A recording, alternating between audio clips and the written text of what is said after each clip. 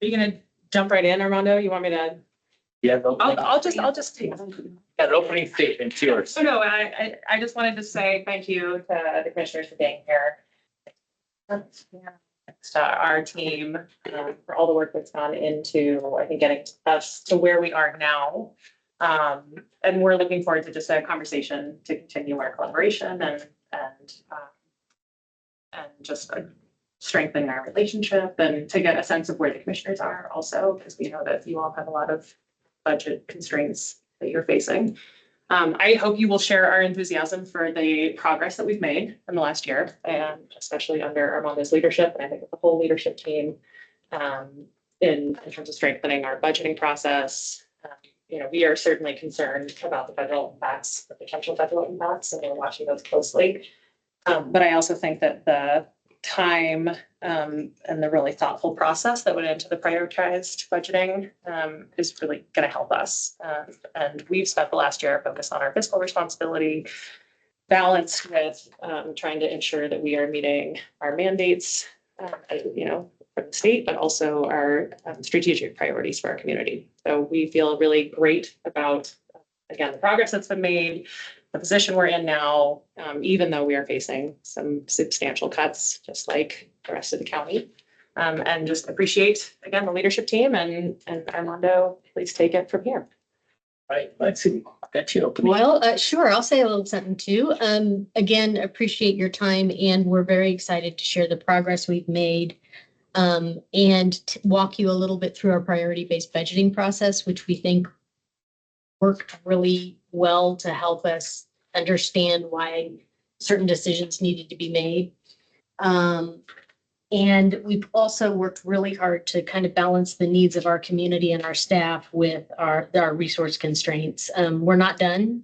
We know that, but we believe this is a really strong start. I would also like to draw your attention to a draft version of our first annual report, at least since I've been at BCPH. We will be putting final touches on this over the next couple of weeks. If you have comments and feedback, we welcome them.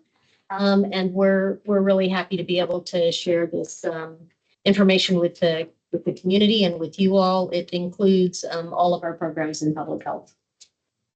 And with that, I will really and truly turn it over to Armando to take us away. Thank you, thank you. Do we need to get a quorum or? We have a quorum. Okay. Yep, and I think that Lindy has seen most of the presentations in our recent budget study session, so why not short?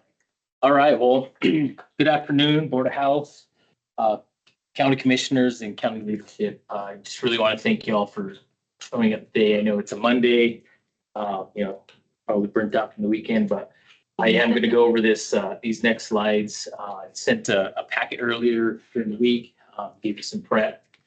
Everything that's in that packet, you'll obviously hear in regards to that packet with a little bit more detail. I do write a script, so I apologize. I do the script because it keeps me honest and I say things I probably shouldn't say, so I will be reading from a script. But, please feel free to ask questions, drinks, if you want a snack, if it gets a little boring, get some food in you, don't fall asleep. But I do want to talk a little bit about today. Really, the agenda is set today. We want to talk what's on there. Really want to talk about, what we're doing to create a sustainable future as we face these financial challenges. So I've been here about 9 months, and I thought my first original challenge was going to be just getting the budget moving forward, doing the space budgeting, but January came and good thing we started in December and we started kind of looking at priority-based budgeting. I'll explain priority-based budgeting today, and I'm sure everyone's heard it, everyone's went through it.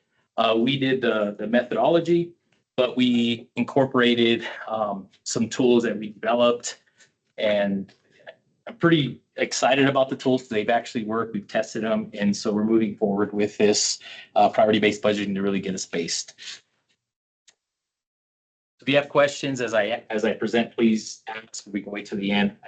I'm okay with either way. So today's purpose for today's meeting is to recap where we've been with priority-based budgeting and the process, and to present a preliminary base budget for 2026. Our objective is to share the early draft of the budget, gather your input, and ensure that our approach aligns with the county's strategic priorities and the needs of our community. We'll confirm with our program. We'll confirm with the programs that are aligned with the city, our countywide goals, and continue to deliver meaningful impact to make sure that we're serving the community. We're also asking for your partnership in supporting our $20.5 million budget. It's really a strategic reinvestment budget that we'll talk a little bit further as we move forward. And we also would like to start planting the seed for future conversations around modernizing our outdated 2008 IGA, which I think needs to be updated. And that's further discussion. We won't have that discussion today, but I do want to plant that seed that we are looking at the IGA. And then ultimately really want to have a discussion about, some governance improvements that we've done and just have a dialogue overall, what we're going to be presenting on priority-based budgeting. Is it in line with the county? Does the county agree on our strategies moving forward? Any questions on that before I start? All right, so I do want to talk about this structural budget issue. Like I said, we started about 9 months ago. I came in and started looking at some opportunities because I try not to look at, whoever was behind taking care of the budget. So we looked at it, and what I did find that 81% of our budget is tied down to personnel. If you familiar with budgeting, when you're that high, it's hard to make adjustments. So I couldn't go into the operational and make any cuts on the operation. So it really tied my hands. So what we ended up doing is, like I said, we started looking at base budgeting. So additionally, 25% of our budget depends on federal grants, and which many are originally stable at one time. Unfortunately, I can't say that about federal grants or any federal funding that's coming in to say that it's federal at this time right now, or stable at this time. So that's another pressure. Ultimately, the inflation, the economics behind just overall the environment that we're in. And then ultimately, really, I don't think we've ever right-sized ourselves after COVID. I did an 11-year analysis and looked at personnel. I also looked at revenue coming in. I looked at the expenditures, and then I also trend the fund balance. And what I seen is I don't think we ever resized after budget or after COVID. And I think that's added to that 81% that I believe is tied to our personnel. So that was another challenge that we had with our structural budget issues. So you take all those into place, and it gets us really to where I was about 9 months ago. We made some small changes, and I'll talk a little bit about those, but really this next step is really moving us forward to be a little bit more sustainable long-term. And when I say long-term, I have to be real careful when I'm talking about 3 to 5 years. Anything after 5 years, like the only thing is on the wall to see if it sticks. So really looking at the next 3 years.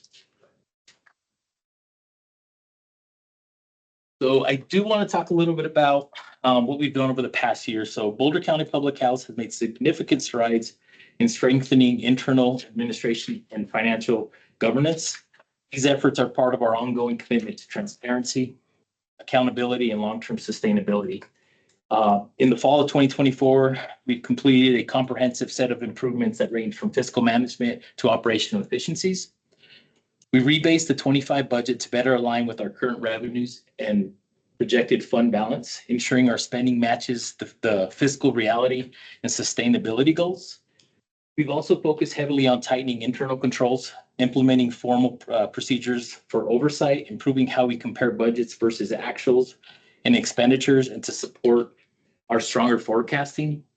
One of our major advancements was launching a monthly accounting close. So we now close on a monthly basis. So it's on the 15th for the prior month, which also allows us to produce timely and accurate financial reports each month. We introduce a contingency request form to finalize the process of any unplanned budgets. When I got here, our budgets were moving. It was a moving target. So what we did is we adopted a budget for 25. We stick to that budget unless there's a reasoning to do budget amendments. But we have a contingency form to kind of look at those expenses maybe that weren't planned, and hopefully we get those divisions to make sure they're planning better for the future. To enhance transparency and usability, we created a comprehensive budget book. So we got a budget book. I think I gave everybody a budget book. And with the budget book, I'm part of the GOFA and I grade the budget book. So I thought we were going to get the award. We didn't. We missed it by some metrics, but I think next year we'll be on board to get it. So I know that was a goal that we really wanted to do, but we submitted it and it gave us a good metric of what we need to do for this next coming year with our budget. But otherwise, budget book looks good. We'll continue publicizing that and we'll get the award next year. I'm pretty confident. We also started implementing priority-based budgeting. This started in December. It's been a long process, a lot of hours, and I'll talk a little bit about it. It's been about I calculate about 700 hours as we've spent so far in priority-based budgeting. That includes the team of priority-based budgeting, which are 5 of us, that we've been in these meetings. We've met with division managers, and that doesn't include their time, but we spent about 700 hours, and that is building some of the tools, building the overall objectives, the goal, what we're trying to accomplish. We've also started doing a lot of Lean Sigma. So I do have a background in Lean Sigma. So it's operational excellence. So we've been doing a lot of that with our finance, procurement, personnel. We just added a grant office. So we just hired a grant manager a couple months ago, which she's in the process of publishing the first grant book. Handbook, which really lays out how to submit grants, what are we looking for, make sure that our grants are aligned with our strategic priorities. As you know, grants are great, but no grant is it's not free money, right? There's something tied to it. It's either a personnel or operational impact. So we developed an automated form, and I wasn't part of that. It was in development when I got here, and then Patrick Desiree really set it into a pilot. So we put it into pilot. So now we have an automated budget form that goes out. It's all automated. We don't have to worry about being late in. It's all automated through a system. So that's how we get the grants out. But having a different approach with grants what's the ROI on a grant? Free money is great, but like I said, it's always tied. So really being particular what we're going for, and really is it in line with our priorities, not just because it's some free money. So that was one of the bigger ones. I've done some org arranging in our business operations. And so we have individuals getting some black belts. They're going out to Denver to get the Peak Academy so we can start really introducing a lot of the process improvements with our other divisions, because that's important to get culture. So we have to change culture in order to make those changes, and it's difficult. So you have to change culture. So we're doing a lot of process improvement. I did complete a SWOT analysis. So to let y'all know, I just didn't come up with this. So my first couple months was really interviewing those under me, watching, observing, looking at processes, and I came up with a SWOT analysis that was SWOT analysis on A and F and what we needed to do, built the charter. So I'm big on the charter where I came from. I did a lot of the strategic planning for a municipality, so built the charter. And so that's kind of what we've been doing. I just wanted to talk a little bit about all the things that have really we've done in the past just to get to where we're at. So that has to do a lot of backup work, a lot of stuff that people don't see to get us to where I feel pretty comfortable moving forward with a lot of these new plans that we're implementing. And then ultimately on the budget, I'm going to skip this part because I'm going to talk a little bit how we got to the budget. So questions on that? That's a lot. Okay. All right. So I do want to talk a little bit about budget in some terms, and I'm sure everybody here is familiar with them, but so we focused on long-term resilience is what I really wanted to focus on when I was looking at budget, and to ensure the budget strategy both supported sustainability and impact. And so in the past, we've done the incremental model budgeting, and I'm sure most municipalities, counties, it's just an old approach. It's an old model. So this approach relies on reactive adjustments, tweaking items, year over year, and really not looking at the big picture. And so what we did in 25, I said that earlier, but in 25, we transitioned to a base budgeting model. It's more of a hybrid. It's really called zero-based budgeting, if you're familiar with budgeting. I thought that was a big culture change to try to put in zero-based budgeting. I think I would have got fired right away. Everybody would kick me out of here. So I introduced, base budgeting, and with that, we implemented about a 5% operational reduction. So we we took about 1.5 million off the budget in 25, knowing that it was inflated, right? And 24 was inflated. We knew that. I looked at the actuals. I did the trending for years, for 10 years, and I knew that was inflated, but we still were able to reduce it. So knowing that in December, right around December after we adopted, knowing that we probably still had an inflated budget, we started priority-based budgeting. I won't take full credit because priority-based budgeting has been here forever. And there was a good article it was a case study that was done by the GOA. If you get your hands on it, I have it if you ever want to see it. It's a short read, but it really talks about what, and the cool thing on the case study has one of the municipalities here, and it was Grand Junction did it. There's a couple water district that did it. And it really talks about kind of the challenges and what they did. And so from there, I went to Lexi. I said, Lexi, we have this issue. It was really hard trying to reduce the 25 budget with just the base budget.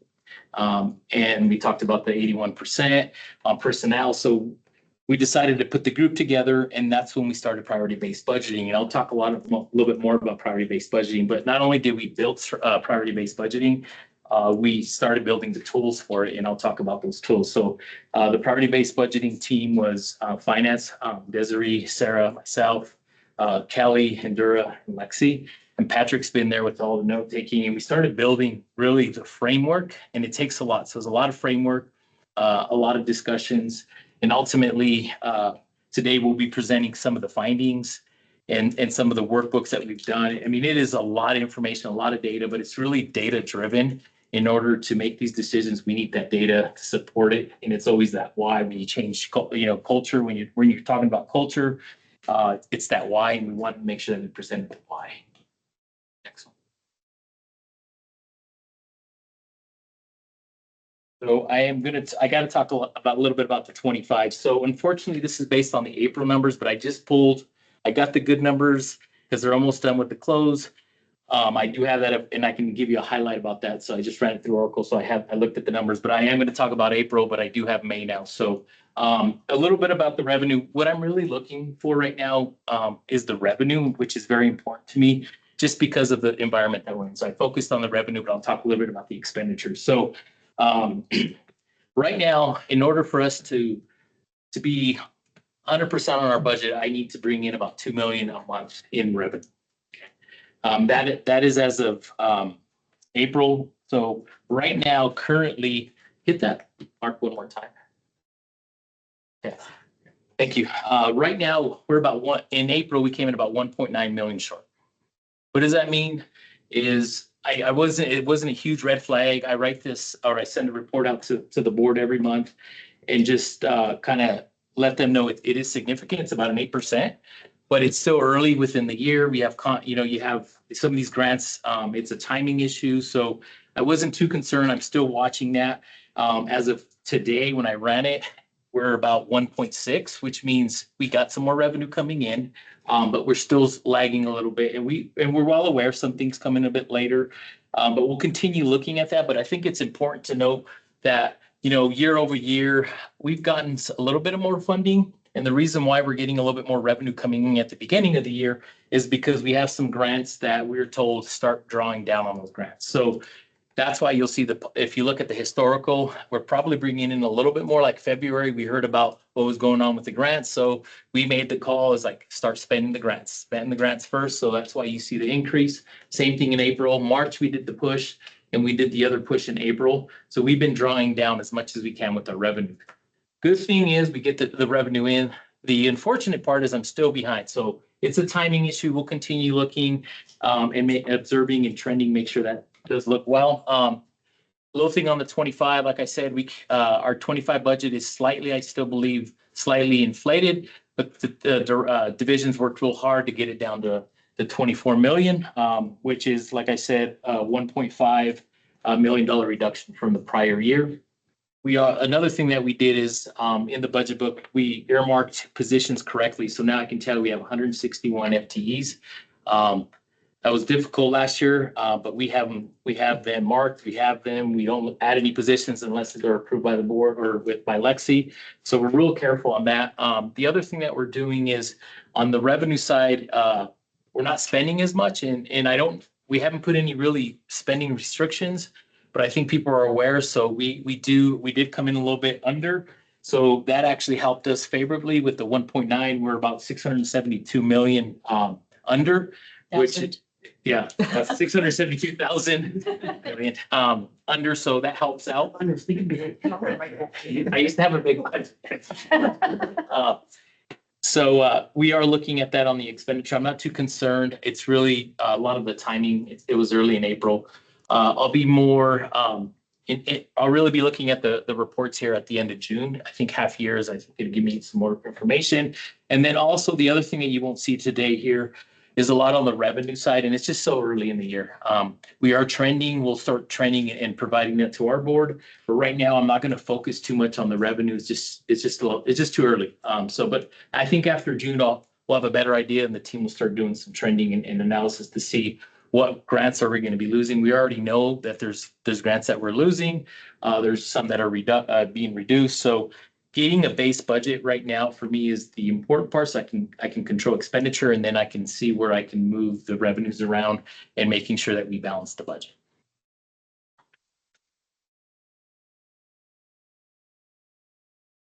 So a little bit more on the revenue, just to give you some history. So as of 25, our budget is made up of really 29% really coming from the county, and the other 33 is really coming from federal and state grants. I wanted to point that out. If you look at our budget, that's a lot of, we depend a lot on the county, and we depend a lot on the grants coming in to make this organization function and provide service. That 29% is made up of 7.3 million, which comes directly from the county. And then at 29 from the state, and there's pass-throughs within there about 7%. That's important because what we're also seeing is with the pass-throughs is some of those pass-throughs are federal. And so that means those either going to be reductions or that we're going to have to find some other form of revenue if we're going to continue some of those programs. So one of the tools that we developed kind of addresses how we're going to address those those deficiencies, but ultimately this is really important. The other thing that we did last year is I still had to use 2.1 million of reserves to balance the budget. So what I've gotten direction, me and Lexi from the board, is really we shouldn't be depending on our reserves to fund our programs. But I got to right size the organization before, that can become realistic. So that was one of the things that we have support from our board is, I have to right size it before, otherwise that, I'm going to have to use some type of reserve. Really, the reserve should be used for emergency, some innovation, or programs that have no direct revenue or need to be subsidized. So we're looking at that, and I'll talk a little bit about kind of how we're going to subsidize and prioritize some of those. But we plan in 26 really not to use any reserve, just because what we're going to use up this year. I'll talk a little bit about how the fund balance is going to be affected. And so it's really going to be it's going to be important that we stay within budget in order to be sustainable. Otherwise, we weren't going to have any fund balance. So that's not a good, that's kind of what I walked into, which was not completely true. So I just don't want to be in that position. Can I just make a note really quick? On this graph, it says federal funding 4%, but we also get federal funds through the state grants and also through the Boulder County appropriation. So, right. So just the total of our federal grants is around, is it 4 million a year? Hey, I'll talk about that. You're taking my thunder. Sorry. Talk about the important one. But it's a third of it. It is. That's why it's at 33. I mean, it's a lot. So the next one, I'll talk a little bit about, I think is important to what Lexi said. I do want to talk about the grants because we do depend on them. Right now, this year's budget for 25-26, we have about $8.4 million worth of, or $8 million worth of federal grants. I took the 2026, so that's in 25. We've only received about 4.5 million. So I have about 3.5 million outstanding federal grants. My concern is we will have to make some adjustments if I don't get that 3.4. We've already heard that we might not. And keep in mind, that is not all the federal government's fault, because I want to talk a little bit about that. We have some that are just sunsetting. They're expiring. There's no more funding available. We've ran its course. We've had one for like 10 years and we can't apply for it anymore. So, I don't want to blame it all on the environment. We just have grants that we've had and they've expired and we just we can't apply for them anymore. That's part of it. We have ARPA, some of this COVID money going away that I talked about how to reset, the organization to right size. And then we ultimately we do have some that are in federal funding that might be affected, and they're starting to communicate. So we do know some of those will have some reductions. So we're going to have to make probably some earlier implementation to be able to recoup some of that funding. But this is really the picture for that you see is that 3.4 outstanding, which is important, that I got to make sure that we receive the 3.4 and make sure that we resize to be able to still provide services to the community. So it's real important. Can I ask you a question about what you said about the expiring grants, the grants you're not eligible to reapply for? Are you saying that those were included in your 2025 revenue for stream? Absolutely. We won't have them in 26 Oh, okay, so for the, or okay, 26. so you're not budgeting for grants that you Nope. can get, okay? Pulling that out, yeah. I want to make sure I understood. Yep. So, and the reason why I put 26 is some of them will start in June because we're under 3 fiscal years, right? We have the government, the county, and then we also have the state. And so some of them are, going to 26. But yeah, anything that we know that is as sunsetting in 25, we're not including it for the 26. That's why it was important. You'll see when I go over some of the divisions, you'll see some of those divisions reductions are a lot higher because we have grants that are going away. And the only way we can either we sunset them or we subsidize them, and I don't have the fund balance to subsidize a full program. Any questions? That was a good question. Thank you.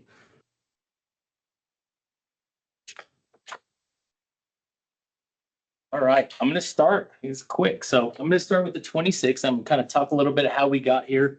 So how did we arrive to that 20.5?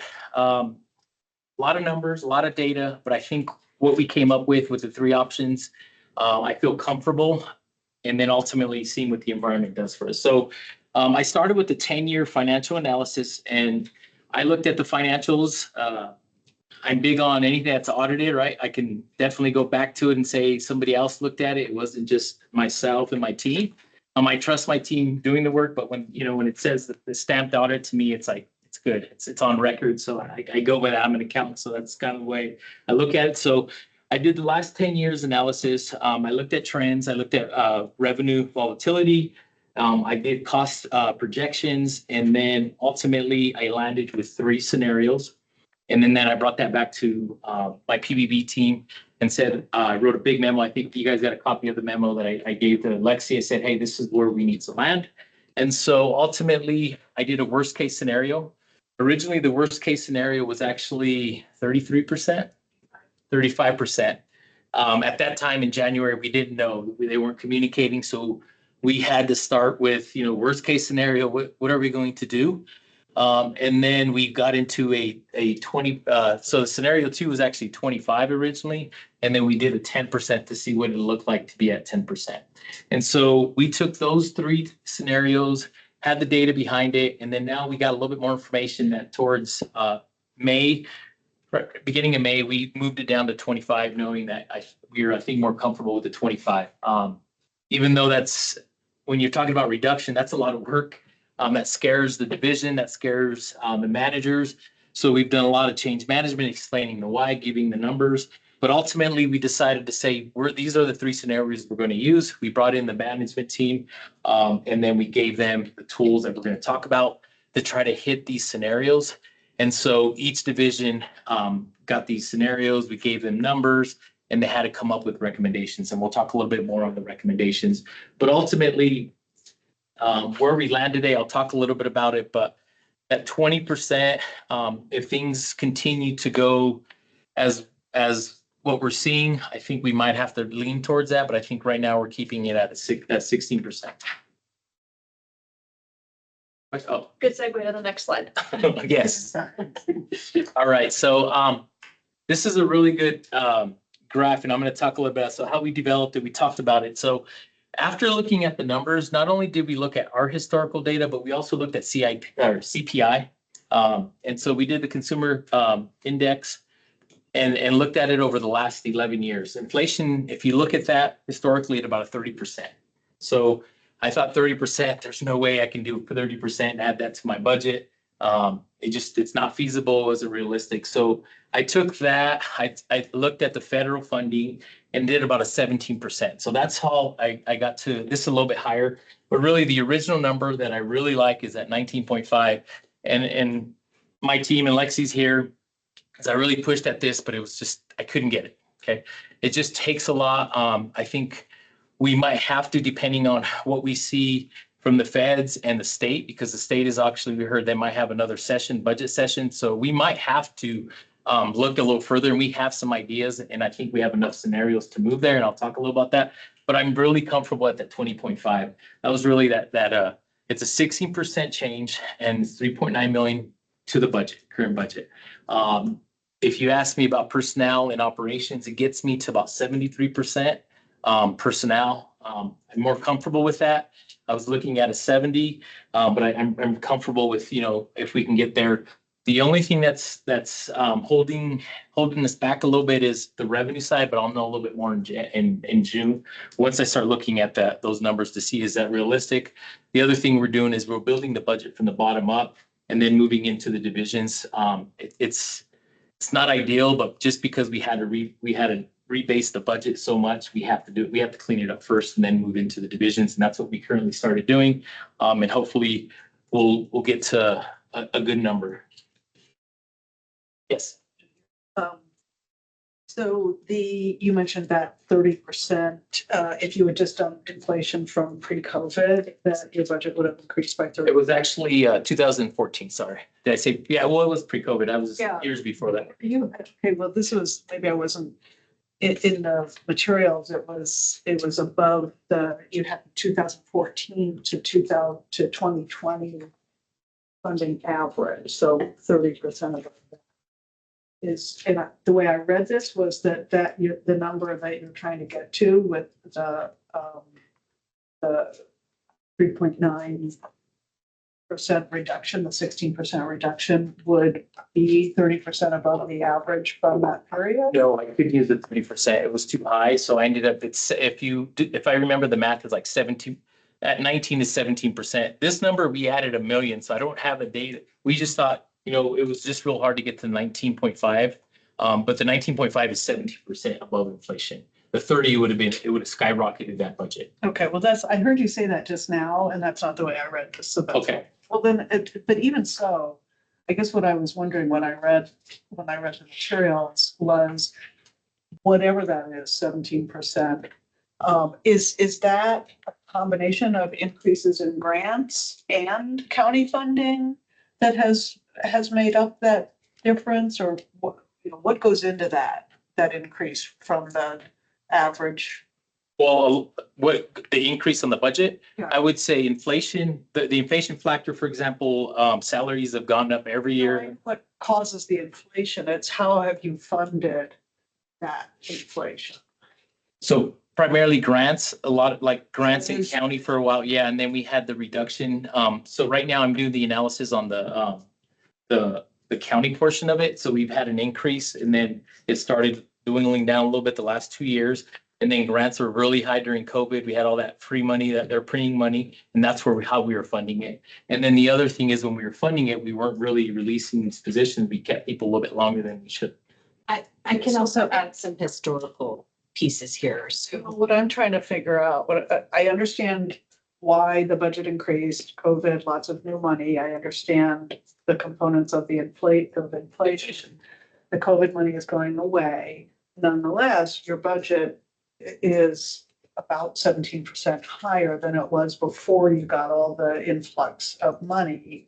And what is funding that 17% increase? So the 17 is overall. I guess I misunderstood you, because if you look at our budget, the 17 really starts from 2014. If you look at 2014, we had a $15 million budget. So if you add that to the 19, that's why I guess I'm misunderstanding. I might have to get. We have new programs that we've received grants for. So it's new Yeah. program The money. Family Connects, the Farm to ECE is new since then. There are a number of new programs to help those. Yeah, okay. Well, so I was concerned that might have all been county general fund was making that up, because there's some language in the materials that you sent about needing the county to contribute to your base budget in order to fund the growth in wages and basic Well, inflation. that is a, go ahead. If I can just make a real quick comment. So when, being here for so long, Yeah, what I have seen with the budget is that the grants, the federal grants that we used to get used to be able to absorb all of those increases. But the federal grants have stayed flat. And so what's happened is that over time, we're having to subsidize more and more because their grants have stayed flat and they haven't kept up with, there's no inflationary factor there. And so it was fine in 2014, we could cover, when the county would offer a generous 5% increase for everyone, we could cover those costs. But we can't cover those costs anymore with the flat grants. no, totally understand that. Lots of other departments that are heavily grant funded are in the same place. Yes. Did you get that answer? think so. Just want to make sure, because that way I can. Yeah, good enough to keep moving. Here we go. Okay, you sure? Okay. So if you look at on the inflation, obviously, I took that into account, being a little bit more conservative, and seeing what is sustainable. And that's kind of where we got to that 20.5. So ultimately, that was kind of the goal and the target that really we used to move this whole priority-based budgeting forward. And so this is the good stuff. So I really today, this is the first time that, our board saw this last week. And today, really, I really want to present the sourcing used for the 2026 budget. So obviously through intensive data analysis and close collaboration with our division managers, by leveraging a full suite of the PBB tools that I'll talk about here shortly, we're proposing a $20.5 million budget this year, which represents a 3.9 reduction, 16% reduction based over 2025's. Despite the reduction, we're confident that the proposal will result in a minimal impact to service levels. That's one thing that we are looking at. That's because a lot of the recommendations are targeted and they're strategic and not across the board from everybody. It wasn't 16%. You'll see when I go into a little bit more detail. We've also identified several process improvements that will preserve or even strengthen some service delivery, which might take a little bit longer. We'll probably won't see those till in 2026, middle of 2026.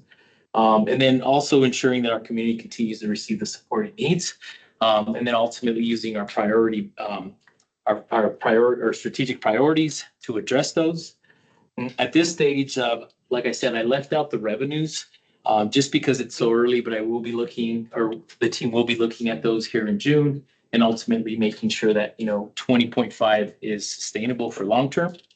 And then overall prioritizing, one thing that we did is with the budget is we prioritized mandate services and high impact programs, which I thought was important. We really wanted to work with the core about our mission, critical to health of our community. And by doing so, we looked at programs. We do have some programs that don't have a lot of funding, so we are moving some flexible funding around to be able to still provide those services.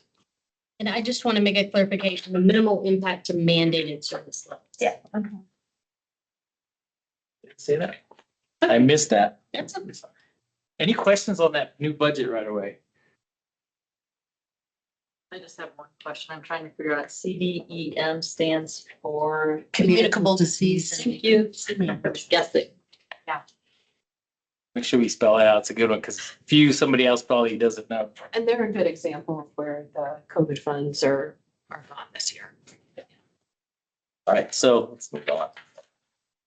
So this is important to my board. Since I first got here, I had to talk about fund balance. So I'm going to talk a little bit about this fund balance and some assumptions here. And we can have a quick discussion, but this is what I'm projecting. So at the beginning of 25, we started with it was unaudited at the time, about 7.2 million. We just got the audit. We signed it on Friday and it did come in about 7.2 million. So we did have a fund balance of 7.2 million.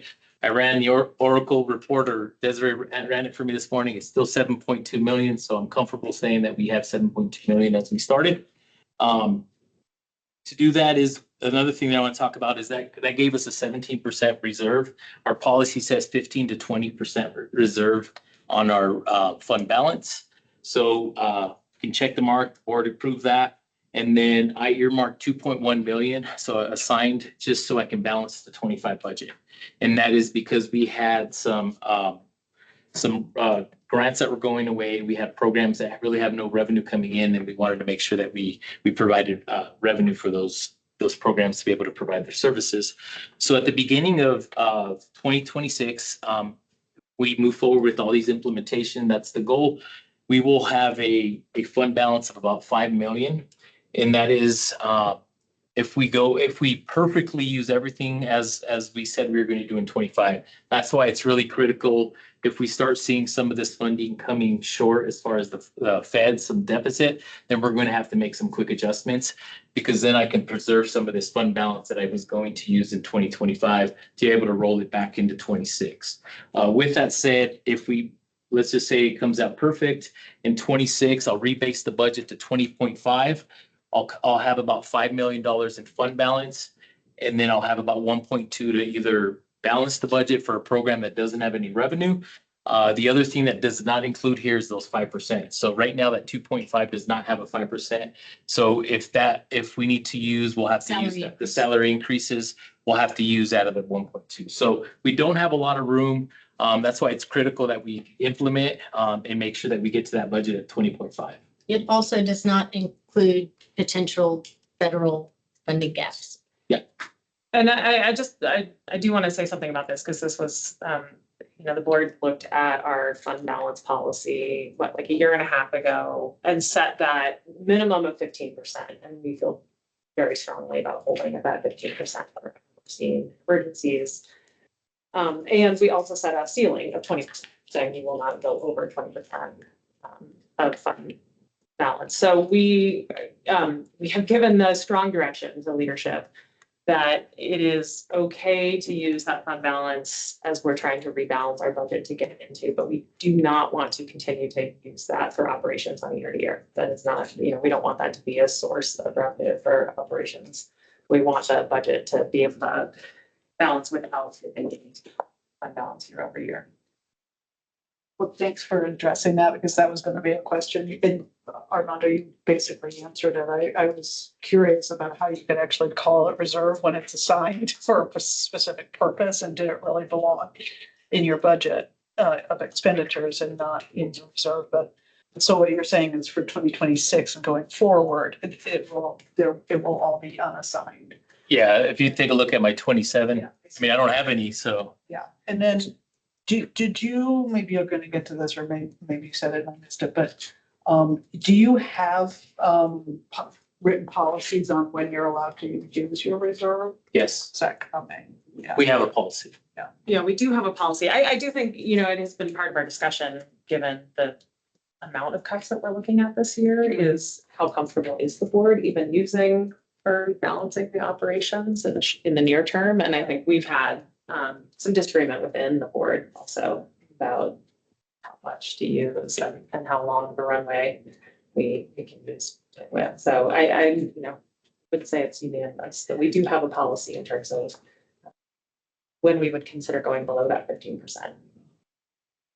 I was sort of just catching things. I was going to make all my comments at the same time, but since we're sort of talking on this slide, I'll just say, from my perspective, there's like a big kudos deserved to the board and to the staff and Lexi, your leadership on this. Like, just a few things really jump out at me. One is using Oracle as the system of record. And if I went in this morning and I look at it and you go in and Desiree goes in, like, we're all on the same page about how much money is in the system. And there's no dispute and wondering and curiosity. So that's fantastic. And just that one piece is a lot of work and effort. So that's tremendous. Just that we can all say, like, hey, there's $7.5 million in there, and that's what it is. So that's a huge kudos. And then I think just knowing that there's sort of like two tensions at play. I agree that you don't want to use one-time revenues for ongoing operating expenditures, but with as high a percent of staff as is in the budget, like, you also have to balance that with a change management of, like, how do you want to accomplish the rebalancing over time so that there's a realistic program set up based on what the community can afford to pay for. So I do think it's appropriate to show this spend down of reserves. Like, you're still staying above your target your minimum, like it's a very conservative approach. I think it's a very honorable approach because it recognizes the tremendous value staff have contributed to the community. And so you would hate to just build your reserve.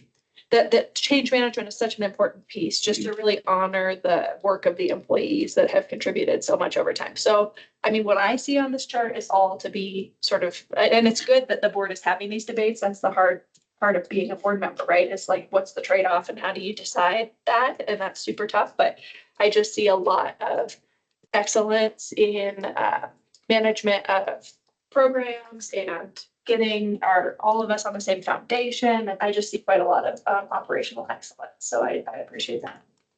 Well, thanks, because we feel much better about where we are, right? That we can also be in alignment with what the numbers you're saying and the numbers we're saying, and it has been a lot of work. So we appreciate the kudos, and it's well deserved, I think, by the team. I also wanted to say a word about that, not wanting to use our fund balance for ongoing operations. Is one of the things we talked about as a board is how hard it is for us to find money that can go into rebuilding once we dip into, like, we really don't have flexible funds. So we, if we were to suddenly have to go down to 10%, we don't know how to put that back up. There just really aren't a lot of revenue sources. So that's also why I think we're being so careful. Because I agree with you. This is already a big hit to our budget, so we want to minimize the impact on the community and our staff. But we also need to look at the reality of it's very hard to build up that reserve budget once we dip into it. I just say, just because I've been asking questions, I totally endorse all the kudos that Ashley issued here. It's just, I have a lot of confidence now that we know what the numbers are, and you guys have done phenomenal work here to get there. That's 700 hours of That's the priority-based budgeting. yeah. Yeah. It's paid off, it's yielded results. And I do, just as you go along, I'll just interject with just some questions that I had as I was reading this. Absolutely. Yeah, you got to ask the questions, otherwise we didn't prep right, so got to ask the question. But anyway, so really what I do want to show here is in 27, though, it is critical that we are at least at a 20.5 or lower budget in order for us to sustain our 15%. So it's going to be critical. That's why we talked about making sure that we get this implemented by January 1st. It's going to be critical for us to move forward. And then on top of that, we have to add the uncertainty that we might have with these federal funding. So that might even affect it a little bit more, but 26, we don't have a lot of room. So there's not a lot of room for error. We got to make sure that we're on our, we're providing the best service we can with the minimal funding that we have available.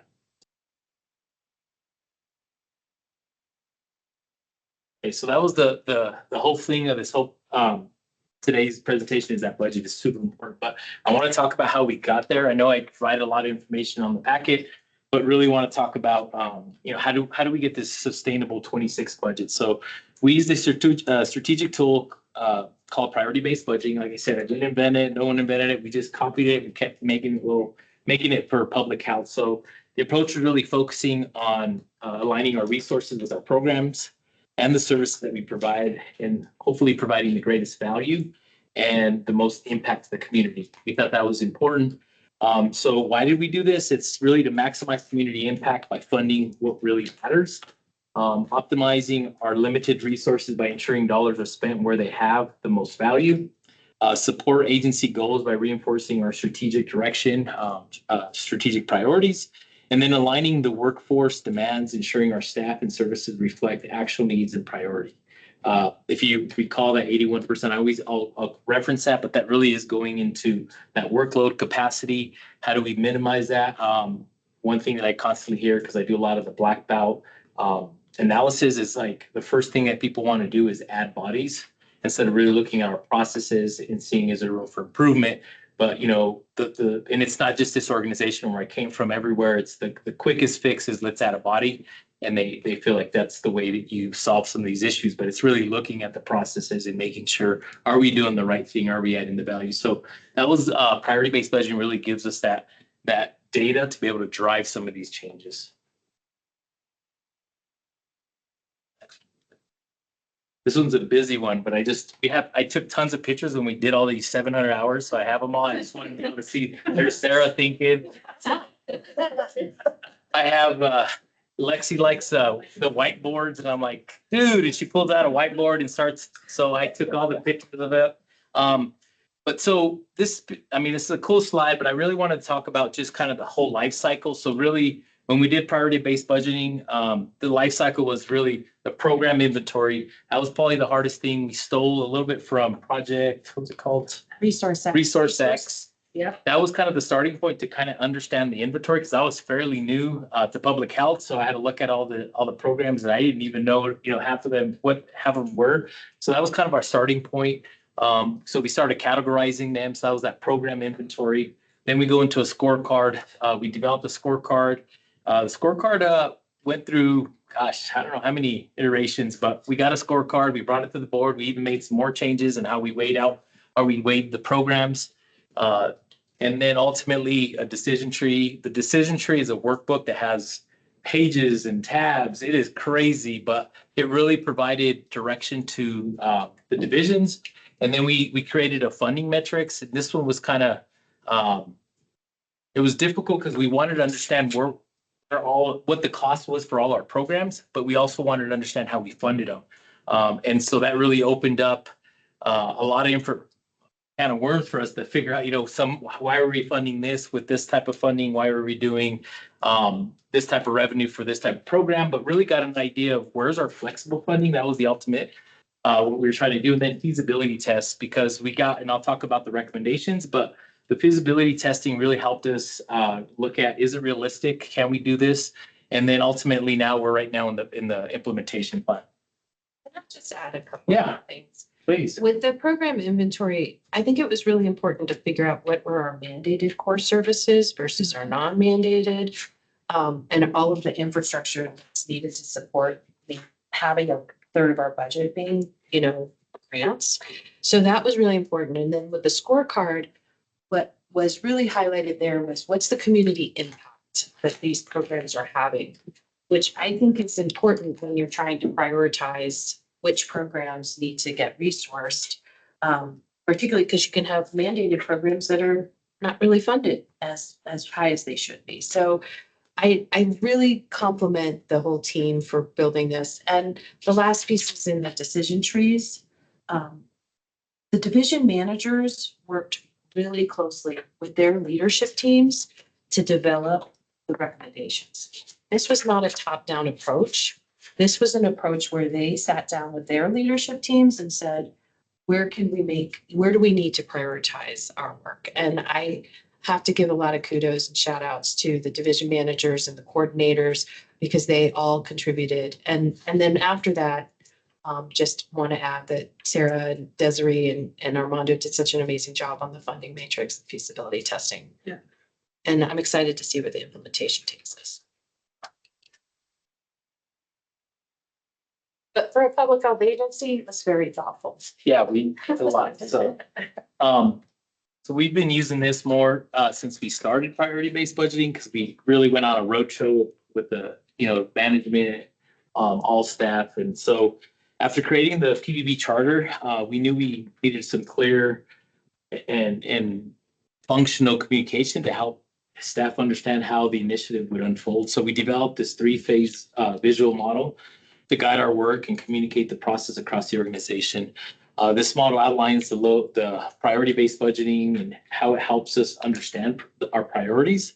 And so what we developed was a 3-phase approach. And so the foundation is what we did towards the beginning of the year in December. So this phase was all about building the groundwork. That's where I started counting the hours and averaging the hours. And that's where I came up to, we have about 700 hours put into this project. We created a charter, clarified the goals and objectives, aligned the team with the shared vision of what we wanted to achieve with priority-based budgeting. And then we went into phase 2. We just finished phase 2, and I'll talk about phase 3, but phase 2 really talks about is where we spent the majority of the time, I think, the last couple months. And that is really categorizing the programs, developing a scorecard, using the decision tree to evaluate the programs, value and alignment, and then also started looking at improvement and reallocation and reinvesting. And then ultimately what we just finished up with after a lot of work from our management team and division managers, we're in the implementation phase, and really that's really going to allow us to provide this base budget that I just, or the 26 rebase budget that I provided y'all. And then also now we're going to start supporting these recommendations, and I'll talk about how many recommendations we received and which recommendations are moving forward. And they all have to be done by January 1st. That implemented, these programs have to be implemented by January 1st in order for this to work.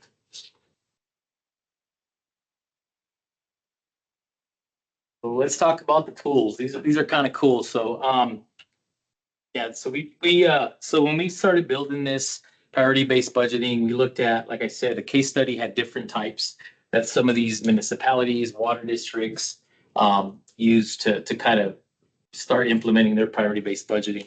And so kind of funny. So we wanted to have I guess I'll quote to what Lexi says. Lexi presented when we were talking about, a sledgehammer. She's like, we have to use a scalpel to do this, because originally I was like, well, we can just cut the budget.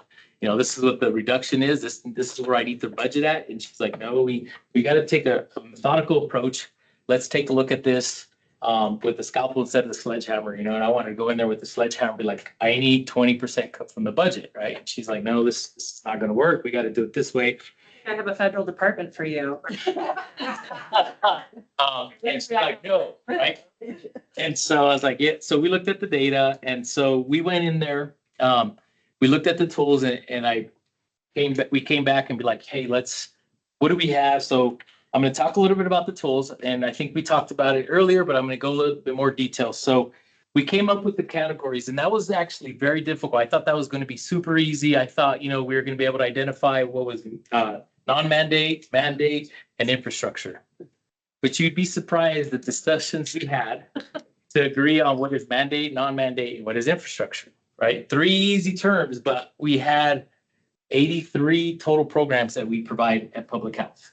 And when I say 83, you still have like your accountant, but that's still a program. But it was not that easy. So we had to figure out, what do we have? So we ended up, after we all agreed, after a lot of meetings and discussion, and then even dealing with division managers saying it is mandate, it isn't mandate, we ended up coming up with a good number. So we actually have 80, I thought 83, 80 programs, 30% are mandate, 53 are non-mandate, and 17% are infrastructure. Okay. And when I talk about those, there's some sub-programs, because not only did we have programs that are regular programs, but they also do some other type of program and provide some other type of service. So we actually went down to the sub-programs in order to really understand where our funding was going and what programs we were delivering. So it was a huge inventory, but I think we have a good idea of what we provide. So that was good for me, especially being new. But I think it also provided everybody else the knowledge of what do we do. And then we came up with this scorecard, which I talked a little bit about it, but at the end we ended up finalizing after meeting with our board that we ended up doing it a weighted. I ran some stats on it to make sure that deviation when people scored it, make sure that there was nothing out of line. We did the standard deviation on them. And so we ended up using strategic priority, which is 15%. Community impact need is 50%, but that has five categories on top of that. So we have this scorecard that they had to score, and then equity considerations, which is 25%, and then innovation. So that goes all into the scorecard that you look at a program and you have to score it.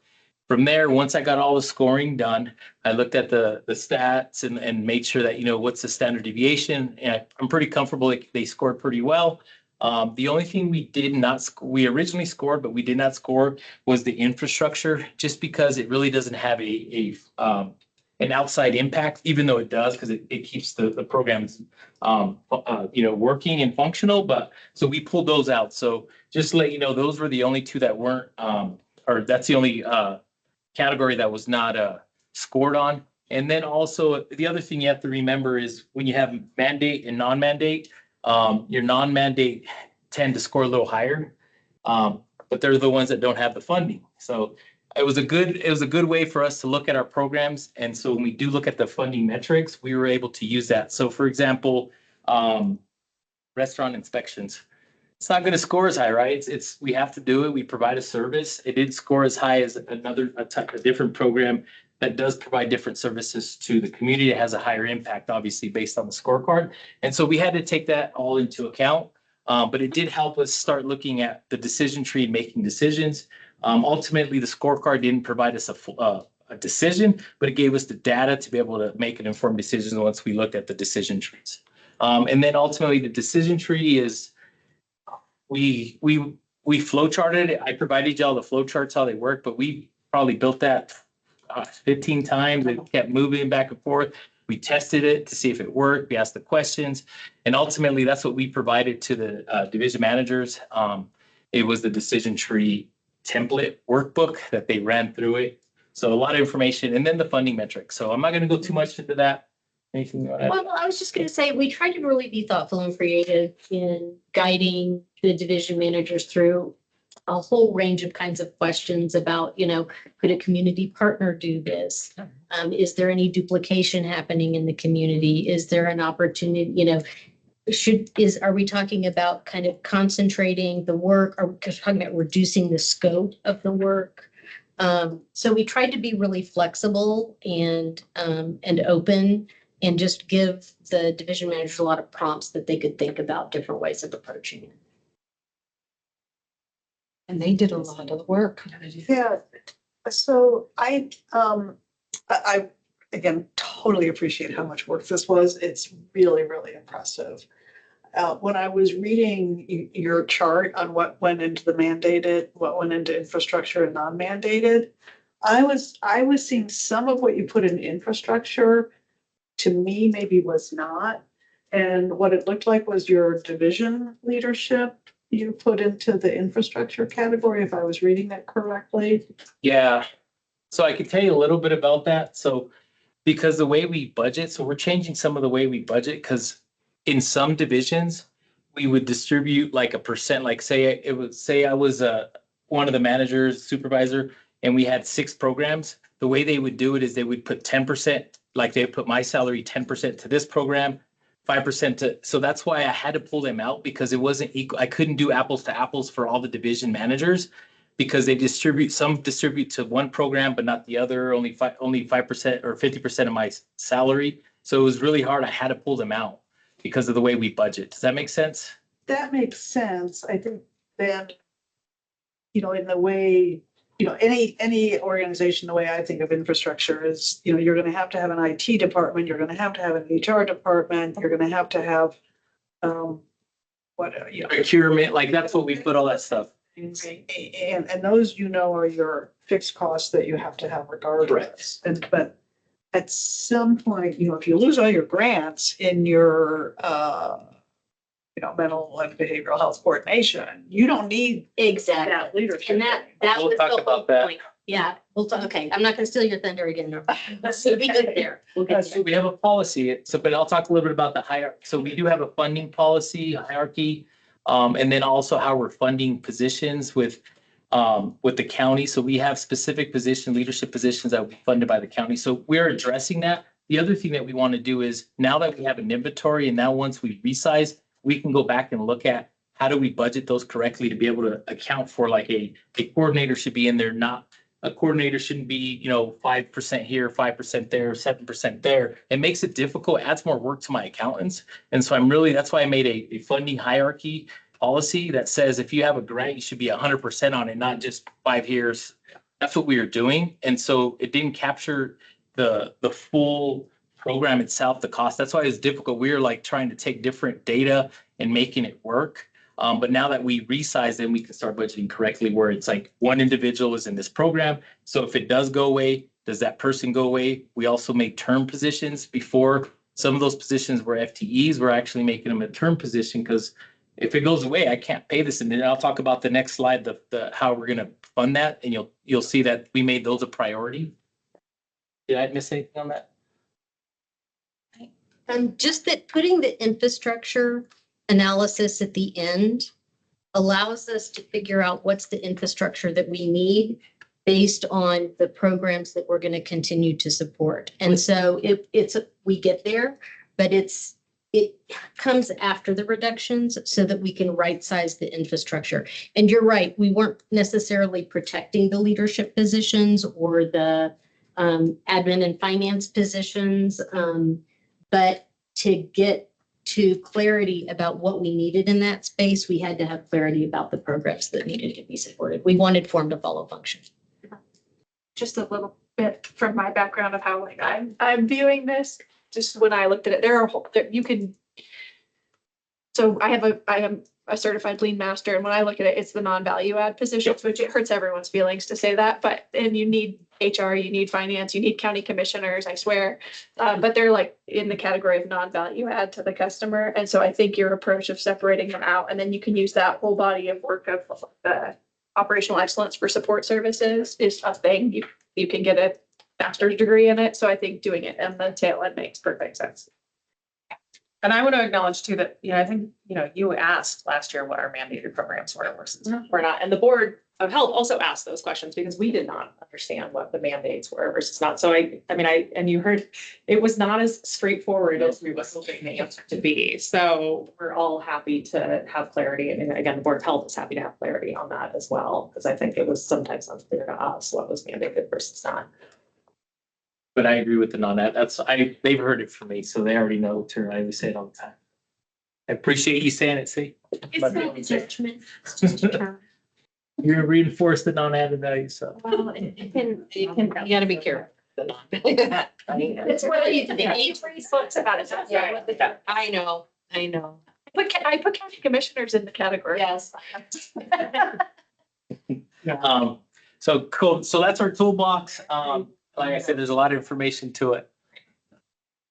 Go to the next one. All right. So here's a little to add to that. So now let's walk through this philosophical priorities that guide our budget approach. So we did make some distinctions after doing these tools. So first, programs with the ability to generate sustainable revenue should be self-sustaining. And when I say self-sustaining, there also has to be a discussion that we're going to have within DT is what is a good percent, right? We're still government. I understand we're going to have to subsidize, but what is a good percent? So I'll talk a little further about our fee funding programs. I'll do it now is we want programs these programs are expected to cover their own costs without relying on general fund support. That includes fee funding programs. An example is vital records. So vital records, and we've already started this. So vital records is under me. So vital records was taking a little bit under $1 million to run vital records. Okay. We made these adjustments before when I did the SWOT analysis to where we had some attrition. So we had a retirement and attrition. So we're not going to backfill those positions. And so what it does for me now is, and we're all in the talks with Broomfield, take a day or two a week from there because they can't provide service. So we'll have some extra additional revenue from them. Not a lot, but it's a day or two a week. And then I right size them correctly. That right now we should only be subsidizing 83,000 a year versus we're subsidizing 400,000 with vital records. And they still are providing the service. And so we're still providing the exact same, nothing has changed. They're standardizing their program and how they do their processes. But that's kind of what we're trying to do with the fee funding programs. We're looking at all of them, and we'll talk a little bit further about the fee analysis, but we've done fee analysis on all our programs. And that's another area that we want to start addressing with process improvement, or how do we make sure that what are we subsidizing is in line with what our expectations are.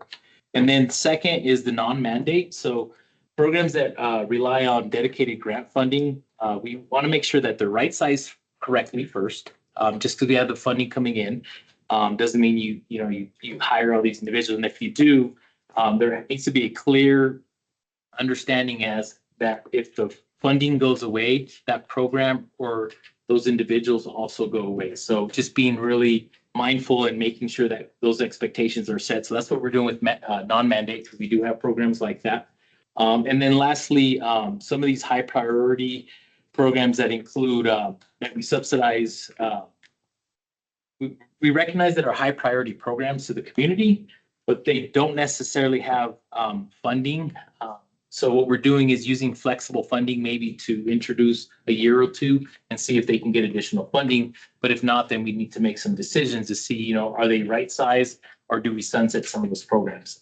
We found that more on the non-mandate on the scorecard. Some of those scored very high, but like I said, there wasn't a lot of funding behind them. So we're trying to free up some flexible funding to be able to provide funding for those programs to see if we can get additional funding in the years to come. So being really mindful about that and how we do that, that's where we use the funding metrics.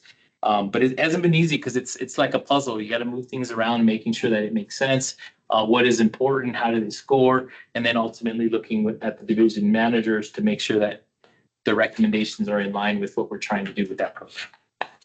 Anything else on that? No, I think this philosophy priorities are going to be what we use moving forward. Just to say the fee-funded programs, it's a lot easier for us to make near-term adjustments if we have control over the fees. And there are some spaces where either we don't have control over the fees or increasing the fees would create a significant burden for really critical public goods.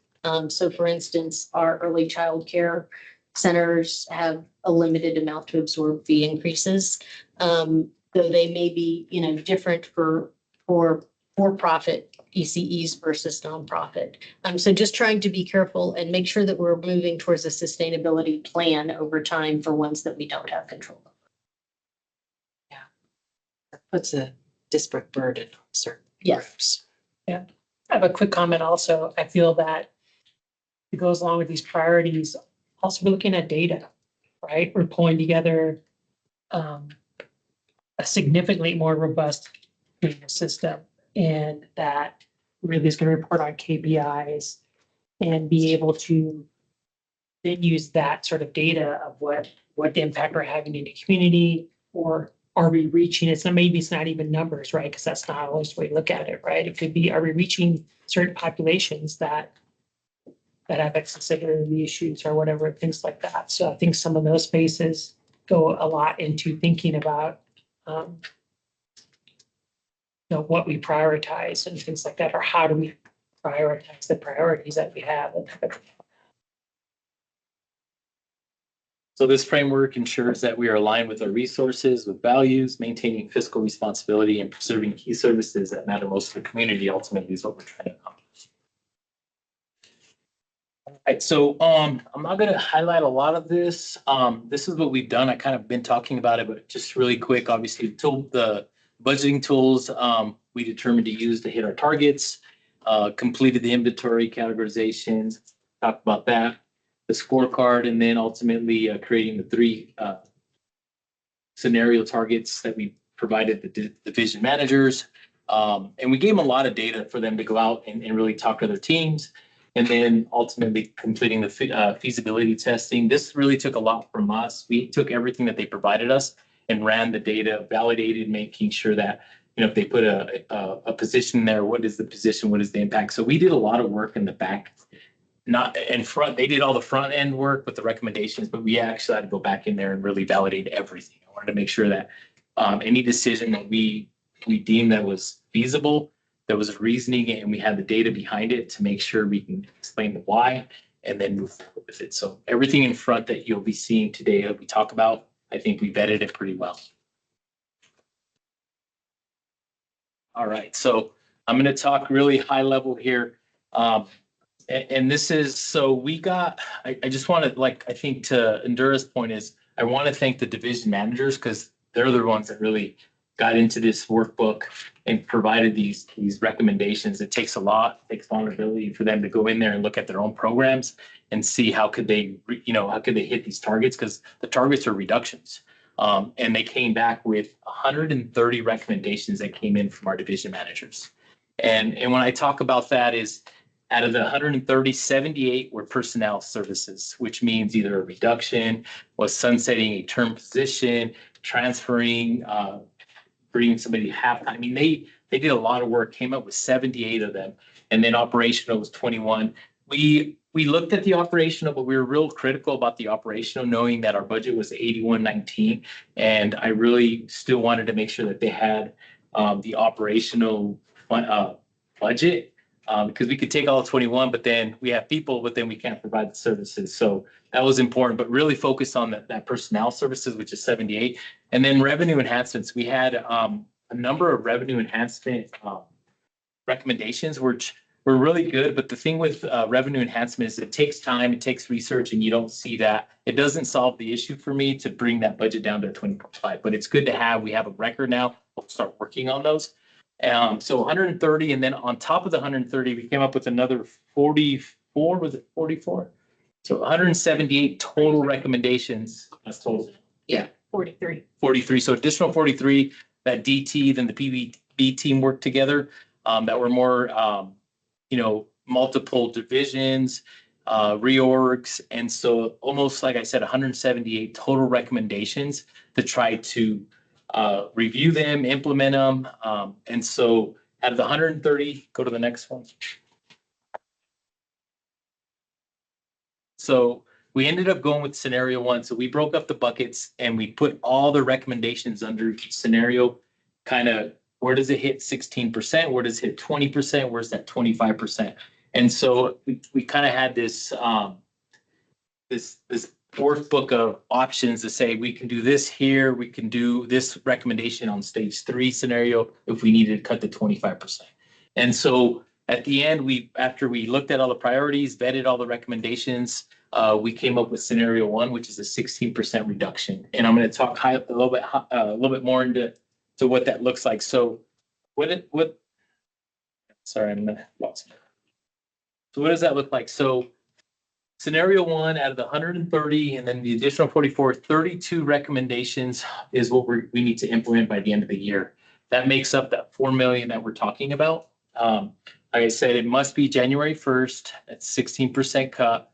The impact, no major impact in service. That's what we're really looking at. Of course, once we implement and pilot some of this, we'll start seeing if there is an impact so we can address that. We'll probably use a lot of the process improvements to make sure that, that the public doesn't see the impact. It's more the internal, the back end infrastructure. What adjustments do we need to make? And then we also have some that will take place in 26, but the original 4 million has to be done before January 1st. And then we have some attrition, some reorg that will happen in 26, middle of 26, and then towards the end of 26. So there might even be a possibility where we might be able to get to that 19.5 if we had to, but it's going to be more of a staged or a phased approach than, trying to get there right away in January 1st. January 1st, 20.5 is really what we're looking at. The other thing is on the personnel side, we focus on structural reorganization design to improve efficiency and better align resources with the agency goals. So we're looking at attrition, layoffs, planned retirement, and have been carefully factoring the staffing plan. As we know, our staffing is very important and it's an asset. So how do we do that with the least disruption is really what we're looking at, and making sure that we have some phased approaches. So we are looking at September, December, working with HR and legal. Just a couple of things on this one real quick. We are very attuned to the potential to have a negative impact on staff as we try to tighten up. And we want to be really careful, when we say no major impact expected on mandated service levels, but that also means that some things that we've been doing that aren't mandated we may not be doing. Because we've got to rescope the work for the teams, because we don't want to burn them out as we go on. So I think that the KPI work that we've been doing to gather baselines on productivity, on key issues and teams is going to be an important part of the conversation for our implementation planning as we talk about what are the expectations of the teams going forward so that we are not unduly burdening them. The other piece that I'll mention is the internal hiring prioritized to retain staff. We've actually set up a whole system and process for how we're going to be supporting staff to be able to apply for openings that are coming up, to make sure they know about other jobs across the county, and to give them supports Yeah, we have an internal hiring guidance that we developed that's gone through HR. And that's just to support our staff in that. I would also say, your first point, what did you say? Sorry. There is going to be impact also. Yeah, I do want to be very clear because, as we start to do the scope reduction, you as commissioners could be out in the community and hear that, we're starting to do scope reductions. And I know I've talked to the Board of Health about that because we're going to need support as we start to pull back on services, because we just can't afford it, right? So we're going to need, that community support to have from you all. Yeah, I mean, again, this is the hardest part about this whole process, right? We're thrilled with the work that's gone into it. We think it's really been thoughtful, and we're talking about 16% reduction in our budget. It's going to impact our staff, it's going to impact the community, and we're trying to be really thoughtful about how it's implemented, but it's the reality of looking at a 60% budget cut. So these thoughtful strategic moves is how we're kind of moving forward to build a sustainable budget. I'm just peeking ahead, you have some work to get through, and then I just wanted to have some discussion about some things, so. Absolutely. Over on this point, still, I would just appreciate and be grateful for the approach that you're taking and sort of like the pairing of your two comments together. It's really hard sometimes to stop doing something you've been doing because there is a constituency for it, even if it's not the high value or, you did all this scoring and all this work. There is a reason it was getting done, not that someone just came up with it. And so it's just so important though to stop doing it so that you don't have people burnt out just trying to take on more with less. So it is really important to actually let go of it and like celebrate that the work was done, that work was done, and that we have to have a match between our resources and our people. Like we just don't have enough resources to do everything we might want to. So I think if we all can say that, like, and I just really support the approach. Yeah. Is if we try to push people to do things we don't have resources for, it's just asking people to do more than they can. Well, and we have a workload plan that we're rolling out this year. So we have had conversations, like how's that going to impact your workload? Do you have the capacity to do that? I'm not sure you should take that on, right? So we have had intentional conversations with all staff, including the supervisors, about how they're going to support staff. And we are having an agency or management team discussion in August about it because we have to be the gatekeepers to say no. So when things get asked of us and we don't have the resources to do it, management team at the senior level has to be able to say we can't do it, right? So that we're not burdening our staff. And that is something that's hard for public health because It's a culture change. it's a culture change because we're altruistic by nature and people are in public health fields because they love serving the community and love helping people, but it cannot come at the sacrifice of our own personal health and the agency taking too much. And I think also, I'm sorry, and just communicating to our staff that because a decision's been made to not do something does not mean that the work was not valued or important. Yeah, I mean, that thing, I was gonna say what Lexi said, more or less, but not just interning with their staff, and there is a lot of, because I help manage the communications team, and that's a huge lift for working internally in this messaging. But there's also some external communication, right? Because like you all said, there may be impacts to programs out in the community and things like that, and our ability to say why that is. Right. Is really important, right? And because a lot of people just like, well, how come you're not doing that anymore? And there's reasons why we're not doing it anymore. Right. And so I think connecting with you all and, sharing key messages, with the Board of Health, the Board of County Commissioners, with county PIOs and things like that, I think is important as we communicate with the community who we're serving. So. The materials not in your presentation, I don't think. You had a count of the number of open positions you have right now. And trying to remember how, how much more than the open positions, just in terms of. We can get back to you on that. Yeah, total reduction, not that everybody's ideally matched for, what would be great. Can't always. Happy to send that to you. Yeah.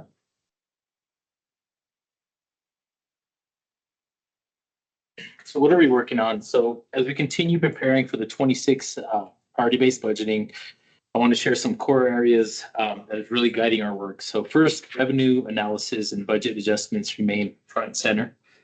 Super important. This work is ongoing, will likely continue for some time, particularly monitoring the development of the federal funding that we're seeing, and many state contracts also start July 1st. And then kind of watching what the state's going to do. Are they going to add another session? How's that going to impact our budget for 26? So ultimately, that's going to affect how we finalize this 26 budget. We're also conducting a detailed assessment on service levels. So we're doing a lot of priority or a lot of process improvement. Like I said, we have 2 individuals getting black belts. They're going to go do it at Denver, come back, help us out. Really just looking at our fee funding, doing fee analysis. We got those done. Now we're really starting to look at the philosophy behind how much do we subsidize? What is a good number to subsidize? Obviously, it can't be across the board, but I think we have to be realistic to see what is reasonable and what is realistic to fund. And then ultimately looking at service levels. And then in parallel, we'll be moving to implement the implementation plan. We are working with the division managers, but those are going to be set. We want plans. We want to be able to go back and say what worked, what didn't work, assess our work. So the implementation plans and making sure that we hit the target, which is January 1st, can be critical. So we got to have a plan. We have to have a blueprint with them. And then ultimately supporting our staff to do this transition is a top priority. We established the internal board, launching support groups, encouraging internal hiring, and whatever possible to retain talent. I think that's important. And then internally, we're engaged in collective planning with our partners. We have programs that maybe provide services that we do. So ultimately, looking at those, seeing if there's any gaps. And then finally, we're planning for how to sustain, reinforce our priority work, right? Making sure we're sized correctly and analyzing that. And then ultimately, we want to make sure any changes we make, I want to be able to have the data to go back next year and say, did it work, did it not work, make the adjustments. Some I tell my staff is we don't look back, we look forward. So any adjustments we have, we use that data to make those adjustments. Just one note that some of the implementation will begin to occur in 2025. We're not going to wait till January 1st Correct. for all of the changes. Yeah. It has to be done by then. Yeah, I saw the word buy on your turn, so anytime before then. Yes. Next one. Okay, so one of the things that when we looked through the areas that kind of rose up as potential priority areas that were in need of possibly some additional funding, what we really saw was equity-focused work, mental and behavioral health work, making sure that our families and young children work is not dramatically affected, recognizing that food security is a particular pressure right now for families, especially with some of the federal cuts that are likely to come forward. And environmental health, climate change, and environmental justice, which we know is just being slashed by the federal government. And so I just wanted to highlight that as we look to thinking about what is the critical work that we need to hold on to, these were some of the areas, and we'll have more detail for you about what that means and what the investments are. Whether it's a reorg or making sure that we're retaining a person in a position or something like that as we go forward. We should have more of that detailed information by August.